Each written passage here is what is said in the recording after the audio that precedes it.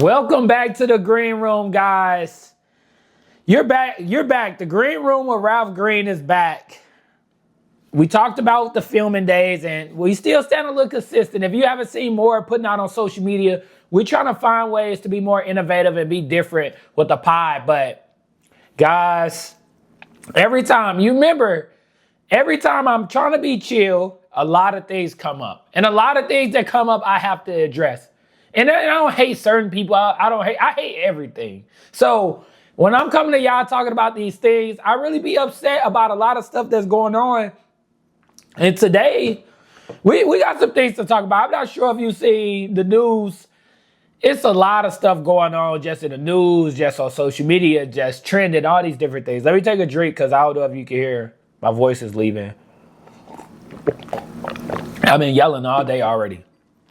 So, if you haven't seen, Tyler Perry is being sued for sexual assault.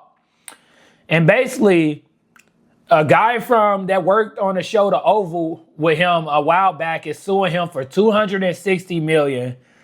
And this, I think, with everything going around when it comes to Diddy, when it comes to Zion Williams, when it comes to all of these different cases and all these different lawsuits, This is an interesting one because now you have another billionaire in the spotlight. Now I don't even want to say the spotlight. Under fire, another billionaire. And based off what I'm reading, and we're gonna go word from word with this one. So stay with me. So basically, the actor that he hired for The Oval, and he appeared in 2 episodes, is now basically suing him for $60 million due to sexual assault claims. And that Tyler Perry basically, forced his way on him and these different things. And I'm not sure if you guys see the text messages. Man, if you haven't seen it, I'm going to read a couple to you. So the text message between him and the person that's suing him, I don't want to say the name. We just leave. Because all of this is allegedly. Allegedly, remember this. All of this is allegedly. But actually, I'm going to drop the text messages on the screen, my bad, guys. I'm going to drop the text messages on the screen, and I want you guys to weigh in because it's over 10 to 15 text messages of Tyler Perry, consistently talking about, basically throwing little hints at the guy and seeing what the guy will say. Like certain text messages say, all right, this is crazy. He went to Chipotle. The guy went to Chipotle with his friend. This is not funny. This is serious. The guy went to Chipotle with his friend, and he told Tyler Perry that he just wanted to go for a quick walk to get his steps in, and now I'm walking to Chipotle by myself. Tyler Perry responded, allegedly, if this is him, "Think, Derek, get that Chipotle." I'm thinking he's saying think, like you need to think, Derek.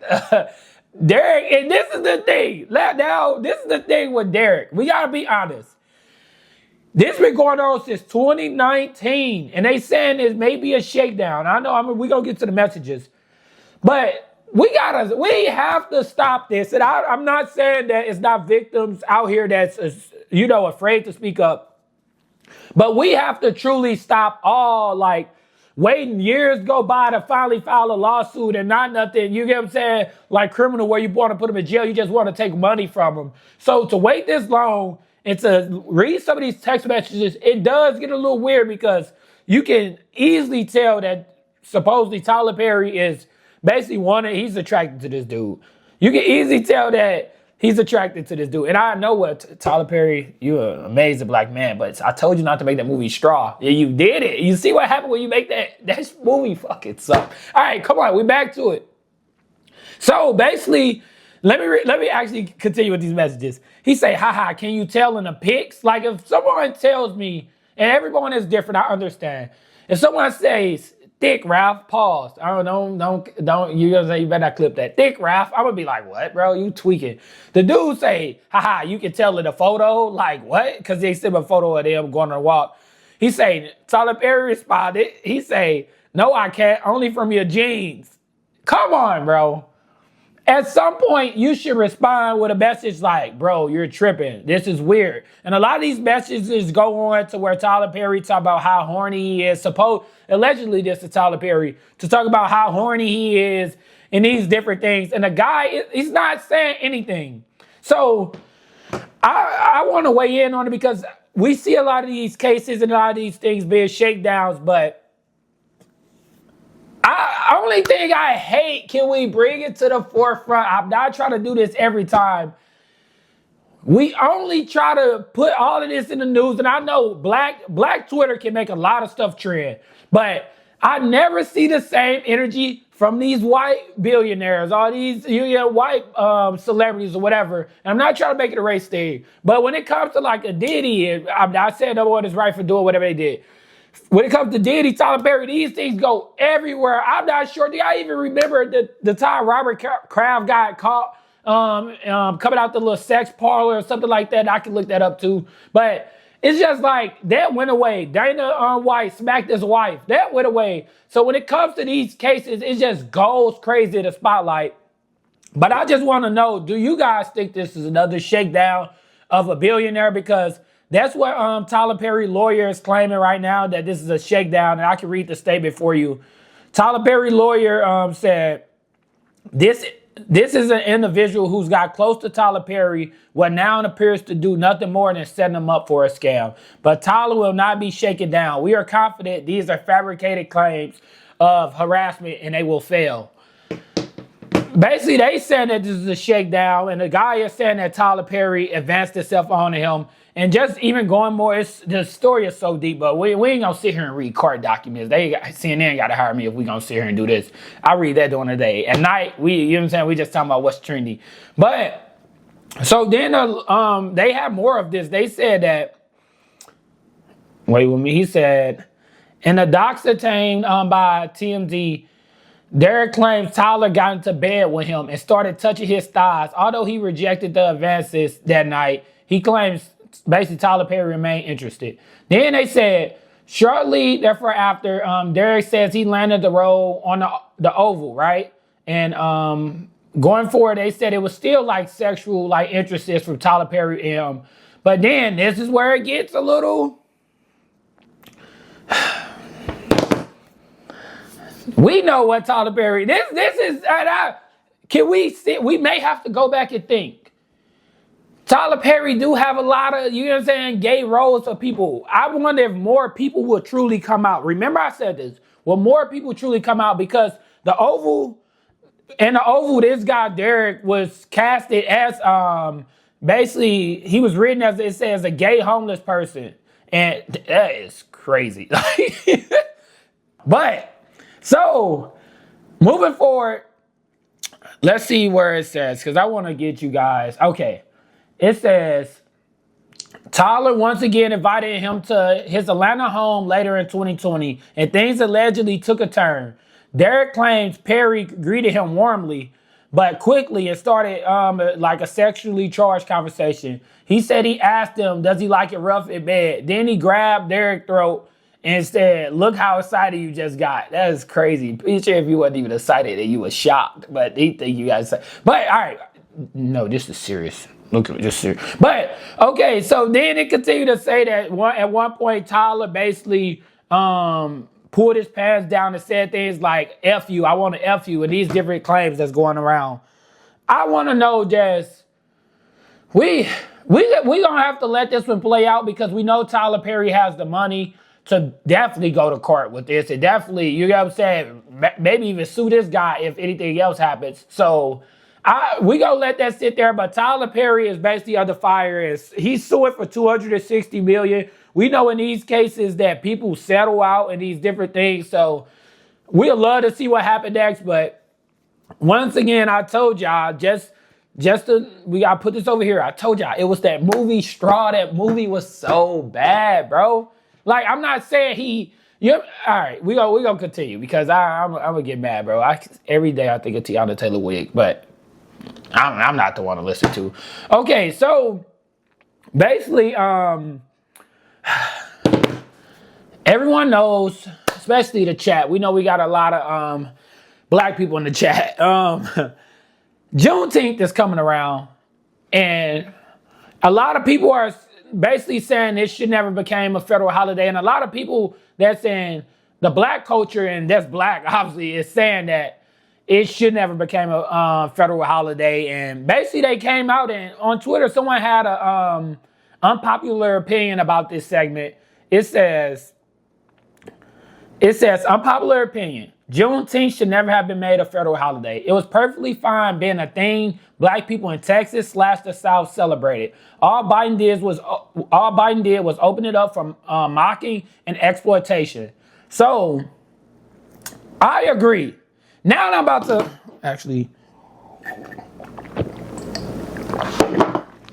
I'm sick of, and this is what I don't like. And if you guys don't know, I'm based in Texas. I'm sick of the bull crap holiday parties. And if you haven't seen it, I know you'd have been in one. If you haven't seen it on social media, you probably have been in one. You go in these holiday parties, Juneteenth parties, you think it's a Juneteenth celebration, just like maybe 4th of July, something like that. But you go in, they have the fried chicken on the table. They have macaroni. They have, I know you guys probably think I play. The people that may work in corporate, that may have seen this at their holiday parties for Juneteenth. They got everything that's basically culturally a black dish. They have there at the Juneteenth celebration. And obviously the company is most likely, it's probably just a few black people, but y'all thought it would be a good idea to sit there and basically, it's making a mockery out of Juneteenth when you sit there and tell someone, hey, it's a holiday party. Are you going to attend? You go up there and it's fried chicken, it's macaroni, any dish you would think that would be at a black cookout is at this Juneteenth celebration, hosted by white people, cooked by white people, all these different things. It's sad. And I'm actually sick of it because that's similar to like someone like Target who will back off from DEI and these different things, but you would go into the store, go online, and they celebrating Black History Month. They have Juneteenth shirts and stuff. We just seen this in the past. And I recently seen a video. I'm not sure what grocery store, so I won't just make up one. But they had, and it was black people in the front of the grocery store basically singing and dancing in this grocery store in the front. Like, what is this? I definitely understand this unpopular opinion, and we can read it again because it's sick that this has become a thing to where it is kind of like it's made a mockery. But I also think I would love to see, you get what I'm saying, everyone celebrate Juneteenth. You get a day off from work, and if you don't, you low-key still probably a slave. But you get a day off from work, you get to enjoy yourself, you get to celebrate your culture because this is something that was already celebrated from years before making it a federal holiday. But the unpopular opinion, I can read it again, it says, unpopular opinion, Juneteenth should never have been made a federal holiday. It was perfectly fine being a black thing. It was perfectly fine being a thing that black people celebrated in Texas and in the South. All Biden did was open it up for mocking and exploitation. And I don't know. That's why I'm just sick of someone sitting here every time you look up and is making a joke every year. And I'm not, maybe they doing it on purpose, but I'm really sick of the corporate parties I see, the corporate parties my friends tell me they go to of Juneteenth. And you sit there and it's watermelon, it's macaroni, it's fried chicken, all of these black cultural dishes that you may see at a black cookout is there. And it's nasty too. At least, you know what I'm saying? The food is nasty. I'm not saying I've been to one. I don't know. It's not about me. This is about me, you know what I'm saying, stepping up us. But let's stop it, bro. It's sick that everyone just makes, like, not everyone. Let's bring it back. Certain skin tones make a mockery out of this holiday that was made a federal holiday. And I'm really sick of it. But if I'm not big on Black History Month, so I tell you guys all, celebrate how you celebrate Juneteenth and your blackness and you embrace your melanin skin. Do that every day. So this Juneteenth, we getting lit. You know what I'm saying? I think that's a day you definitely celebrate because you was, you know what I'm saying? That's a day that was remembered. That's a day where people, you know what I'm saying, actually fought to have. So to sit there and not celebrate it and say you're mad that it's a federal holiday is crazy because, yes, we had it off to ourselves and we did enjoy it to ourselves and these different things like that. And a lot of people just found out about Juneteenth recently, maybe even this year. I was one maybe years ago. But I still think it should be a holiday. I'm not one of the people that say, don't give us that holiday. People make it, no, give us that holiday. Give people their time off. I think every black person should be off for Juneteenth. We have to sit there and I know some people go, he a victim. He say whatever. You know what I'm saying? Or he just really, he tricked. He let them trick. No, every black person, I truly feel, should be off on Juneteenth. You can't have a holiday that celebrates black people being free. You know, in the South in Texas was one of the last places. And I know a couple friends that said they working that day. I think every person with melanin skin and that, you know what I'm saying? Y'all know what I'm talking. But I think we should definitely be off on Juneteenth. So I'm not sure. We can debate about that or whatever you want. If you want to debate about that, let me know in the comments. We'll get back on the pod soon. But every black person should be off on Juneteenth. I wasn't supposed to say that, but it came to my head now. But stop making a mockery out of this holiday. Please stop making a mockery. But continuing on. Give me a break, guys. Let me get some juice. We back, guys. This is one of them days. I'm going off about a lot of stuff, and I hate when I'm going off about certain stuff because things pop into my head, and we're back. All black people should be off on Juneteenth. But I'm not sure if you've seen, and if you don't know, basically clips, Pusha T and his brother is coming out, obviously, Pusha T and his brother No Malice is coming out with a new album that drops in July, I believe. It's called Let God Sort Him Out. And basically, he released this video today on the internet of one of his songs, and oh my God, we finally have good music coming. We have good music coming. Pusha T is saving us. I've been waiting. He's coming with a fire. You know, this is a person that he don't duck from anyone, whether it's Ye, whether it's Drake, whether it's whoever. And speaking of Drake, this is what this, in a song, and we can try to play it on here. I'm not sure if I get copywritten, but I can tell you from the lyrics. And this song, in this snippet of him and No Malice basically came out today, and Pusha T went at Travis Scott off the rip at Travis Scott in the song. You could towards the end of the song, he said, "You cried in front of me, you died in front of me. Calabasas took your pride in front of me. Her utopia had moved right up the street, and her lip gloss was popping. She ain't need you to eat." So obviously, we know those are shots at first I thought it was at Ye. Let me know. I could be wrong. Is Ye a part of that too? Because we've seen a lot of this stuff happen with Ye, and it aligns. But basically, Pusha T came out and talked about why he said these things. He said, we were in Paris, literally working. He was calling to play Pharrell his new album. He came to the studio and basically played the album while they was trying to record Let God Sort Him Out. And then he said, he's like, oh man, everybody's here. He's smiling, laughing, jumping around, doing all, you know, he said doing all his fucking monkey dance. You know, I'm not sure if you see Travis Scott, he was going like crazy when he hears certain music or whatever. But he said basically no one in the room really was into the music. They said it was trash. But that same thing, he played in that same session, Travis Scott played Meltdown. And obviously we know that was a Drake song with Drake verse that dissed Pharrell. But he didn't play Drake verse. And basically Pusha T is saying we tired of all of this fake stuff that Travis Scott do and him playing a fence when he needs somebody and all these different things and him picking a side when it suits him or when it looks good for him. And Pusha basically came at him in his new record and this record that's supposed to drop. And I mean, we have new music. It is here. It is here. Oh my God, man. It is here, bro. Listen. Like Belly, lot of jetting, product betting. Bro, I'm just saying, go look at it, but Pusha T feud I know it's gonna sting from this with Travis Scott, and basically it sounds like Pusha T may be speaking to a lot of people on this album. I know before he talked about he's done with the Drake disses and done talking about him because he destroyed him or whatever.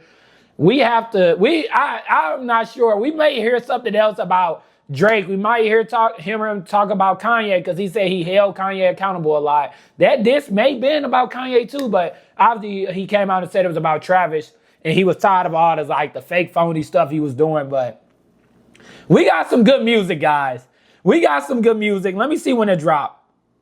Let's see when it dropped. The new album drops July 11th. I'm gonna have my cigar on my balcony. I'm gonna have my JBL speaker.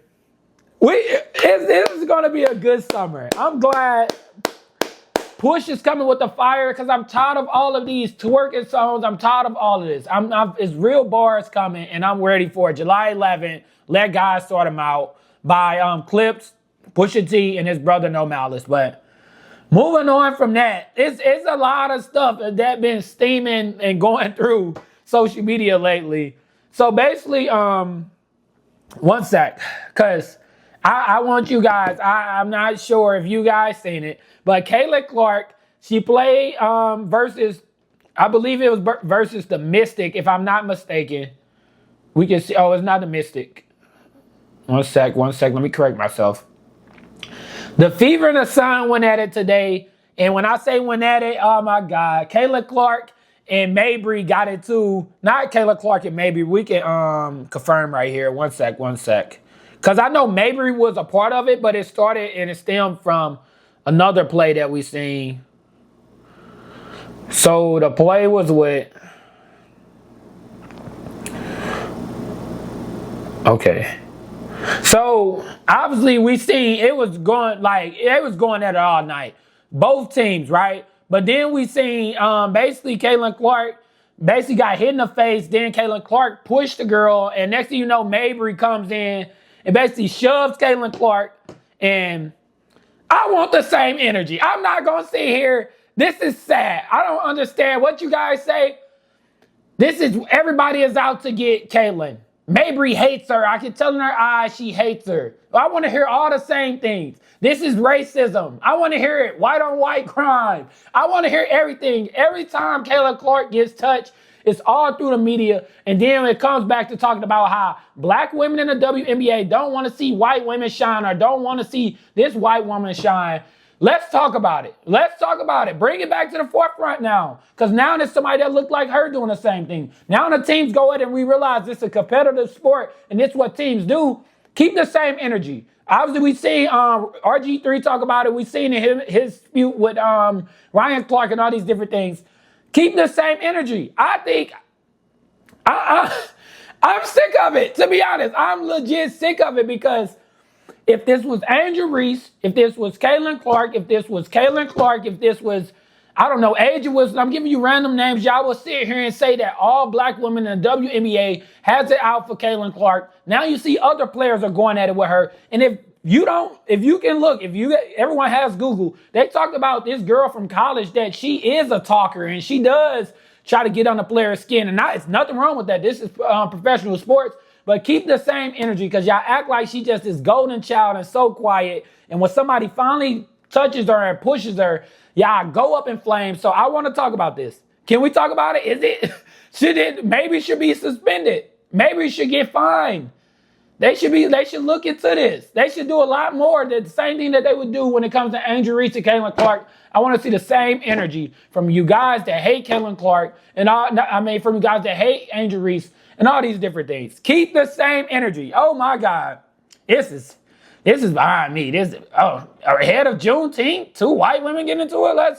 We know what you guys do every time. So keep the same energy now that it's 2 of the same race that then got into it instead of a black woman in the WNBA. Keep the same energy going. And they was basically at it all game. And by the way, Kayla Clark is still a monster. She's amazing. But I just want everyone to keep the same energy.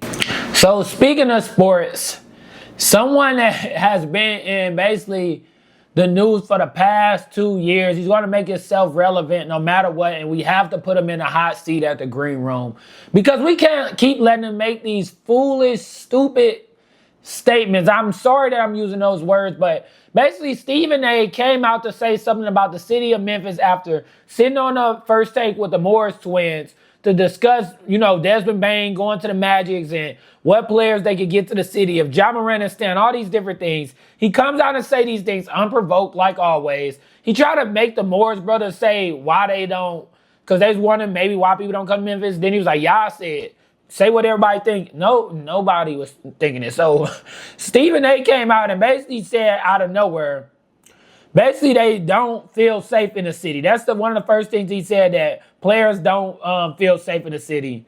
Then he continued to say, the people in Memphis is a great sports town. Great fans, great people. One thing about Stephen A, he's going to do, before he says something crazy, he'll do this all the time. Start like complimenting all these different things. Then he said, but there's an element there where cats like Jimmy Butler and others don't feel like it's the safest environment. Then he went on to explain, all unprovoked. Remember, I'm talking to the local authorities in Memphis. You got to clean up some of the stuff because it's basically disgusting to basically NBA players coming there, and that's what everyone is talking about. I don't know. I haven't seen it. You guys probably seen it, as in stuff that players are talking about. I haven't seen players be vocal about not wanting to go to Memphis because how dangerous it is. If that's the case, Chicago is the same way. All these other teams that's in these areas that's rated as some of the dangerous, basically, cities and states in America, why all of a sudden Memphis and everybody talking about why they don't want to go there? It's crazy to me. And I think what his problem is, these players making so much money, they out the way, they making millions, they're not nowhere near these hoods. Maybe if you want to talk about Ja Morant, his situation, because if any other player that maybe played at Memphis, they gave on that hood persona where they like a gangster, like Ja Morant act like he is, I'm not sure he could be. I don't know. But if you're looking at it from that standpoint, yes, Ja Morant has been in things because that's what he puts out into the world, and that's what he's going to get back into the world. But to sit there and say that it's the city and they need to clean up is crazy. To talk about a city like that that's supporting their players, supporting their team, what are you trying to say? The NBA should take Memphis, Grizzlies out of Memphis? Is that what you was trying to hint at? Because we see it in so many other cities, and don't act like, oh, this happened by the stadium. Bro, everywhere something can happen. We know Memphis is one of those cities that's could be considered really dangerous, just like other cities that have NBA teams, just like LA, all these other places. So why just hint at Memphis? And I'm tired of, they letting this dude get away with too much. Every time you look up, Stephen A got one of these hot, crazy takes or statements that he just say then walks it back. I'm going to tell y'all what he's going to do tomorrow. Listen. Tomorrow, Stephen A is going to get on his podcast. He's going to walk back everything, or get on First Take and walk back everything and apologize and say how much he loved the city of Memphis. He's going to do that like this. I love whatever, the barbecue, the such and such. He's going to like, oh my God, he's going to put him in a spotlight. Remember I said this. But I'm just tired of y'all letting him, and I say y'all, a lot of sports fans letting him get away with this. We just seen LeBron and all these players go back at him because he just keep making stuff up or keep saying anything for clicks and views. And he needs to be held accountable. At some point, they need to hold him accountable. But moving on, one of the last topics tonight, y'all mans, what the Halliburton, what performance was that? I mean, damn, what was that? I'm not one of the people, I'm not sitting over here to bash players, but Halliburton, it was bad coaching. The last finals game was bad coaching because this is a player that truly just sucked. I'm sorry. I gotta be honest. He's an amazing player, but truly sucked, right? And I'm not trying to be a Stephen A, but he truly sucked. So I think that he should have been sitting. I think when you sit there and realize TJ McConnell is the reason that y'all was able to come back into the game, then you bitch him for Halliburton and he's just running around the court, can't get past nobody, can't do anything. I know he was injured. If that's the case, sit him off to the side. I don't care how big of a superstar you is, how big of a star you is, whatever you guys want to call him. But he should have been out that game. At the end of the game, they probably down by 10 to 12 points.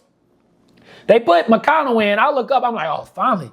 And they still left Halliburton in. He is the reason they couldn't win. They couldn't get it done. So, and he's a top 10 player, but I don't know what happened with that game. I always look at him as this player that he's not consistent. We got to be honest. This is a player that I believe is one of the clutchest players. He reminds me of like a Jalen Hurts when it comes to basketball. You put him in a position to win, at the end of the games, he's going to get it done. But most of the time, you're going to see these flaky games or these quiet games or maybe more like flashy plays and stuff like that. But he should have been out that game because now OKC is looking to win the series and win the NBA Finals. And speaking of, I don't know, who y'all think going to be the Finals MVP?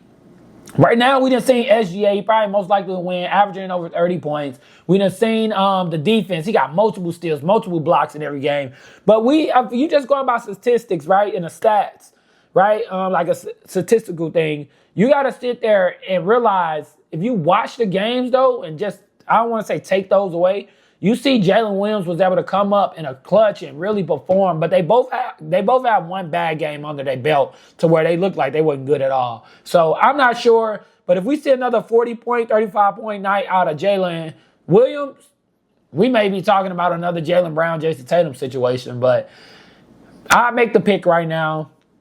I think OKC takes it next game because Halliburton is injured, and I don't think they can just withstand just having McConnell win the whole game. Maybe I could be wrong, and it's Indiana. Nobody likes Indiana. But so, like, what is even Indiana? But so, I think right now SGA should win Finals MVP. But if we see that another night from Jalen Williams, we gotta give him the trophy. But other than that, pod, that's all. I'm trying to get more active with you guys, and we got some big announcements because I think I know where I want to go with this pod because to bring more views, to bring more attention, more topics, more quality, better quality. So we got a lot of stuff on the table, and y'all got to stop making me go off on people because Juneteenth, everybody black should be off on Juneteenth. Tyler Perry, I don't know what happened. You know what I'm saying? It shouldn't happen. All these different topics, I was not supposed to go off, but it just came on my plate. Pause. I'm not even sure if that's it. But yeah, I'll see you guys next time.